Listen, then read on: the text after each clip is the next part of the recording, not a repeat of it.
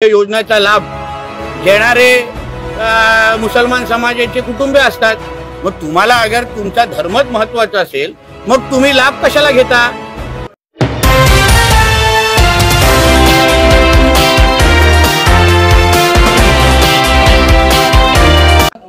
लाडकी बहीण योजनेतून बाहेर काढावा आणि आदिवासी समाजातील लोकांना दोन अपत्यापेक्षा जास्त असेल। कारण का एका बाजूला मतदान करत असताना मोदीजी नको, हिंदुत्ववादी विचाराचं सरकार, महायुती सरकार नको, पण अन्य वेळी आमच्या प्रत्येक शासकीय योजनेचा लाभ घेणारे मुसलमान समाजाचे कुटुंबे असतात।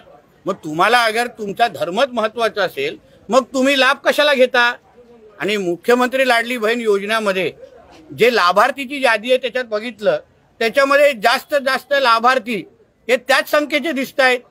म्हणून मी आदरणीय मुख्यमंत्री देवेंद्र फडणवीसजींना आम्ही विनंती करणार आहे, फक्त आमच्या आदिवासी समाजाला बाजूला म्हणजे वगळून बाजूला ठेवून अन्य ज्यांना दोनपेक्षा जास्त अपत्य असतील त्यांना त्या योजनेमधून वगळावं मुख्यमंत्री लाडली बहीण योजनेत, जेणेकरून जास्तीत जास्त हिंदू समाज आणि त्याचबरोबर जे सरकारला मतदान करतात, मोदीजींच्या नेतृत्वावर विश्वास ठेवतात, महायुती आणि आमच्या देवेंद्रजींच्या विचारावर विश्वास ठेवतात, त्यांनाच आमच्या योजनेचा लाभ भेटला पाहिजे।